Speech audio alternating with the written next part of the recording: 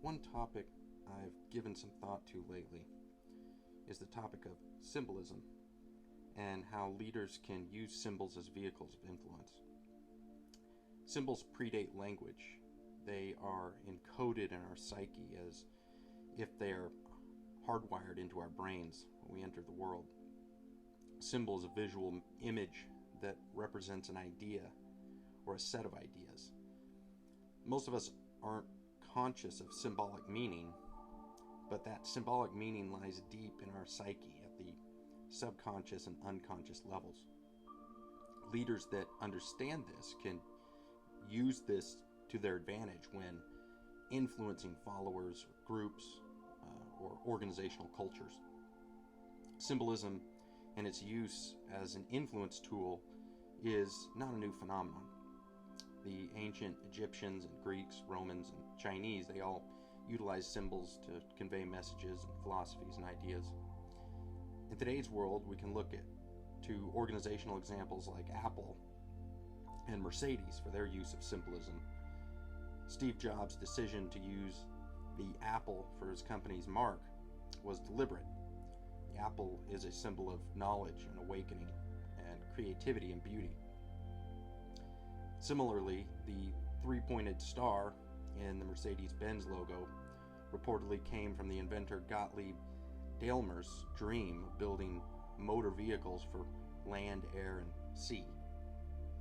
For Swiss psychologist Carl Jung, symbols aren't just ideas, they also represent feelings, fantasies, and visions.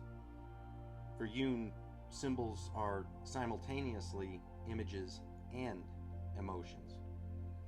Symbolic images act as doorways to our inner world, this home of our fantasies and our imagination and our emotions. Jung explained that symbols are pieces of life itself, images that are integrally connected to the living individual by the bridge of the emotions.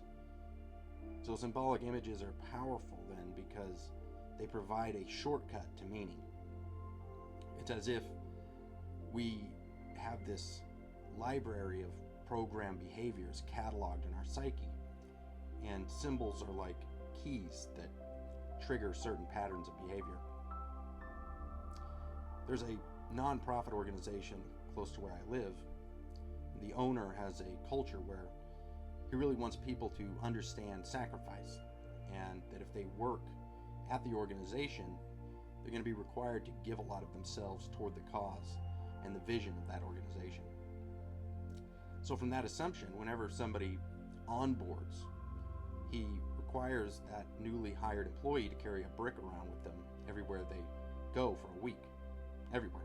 Personal life, professional life. Just so the employee can feel the weight of the importance of this cause and to symbolize how much they're going to have to sacrifice to dedicate themselves to the vision. He loved telling the story about that ritual and the symbolism behind it because how it would weed out people from working for him if they didn't make it through the week carrying the brick. They just weren't the right fit for the organization, and what he had left were people that were willing to bend over backwards for the organizational vision and mission. Ultimately, human beings, family, team, stakeholders, colleagues, friends, customers, they're not moved, persuaded, or influenced by thoughts and words. They're moved by feelings and emotions and images. We're moved by symbols.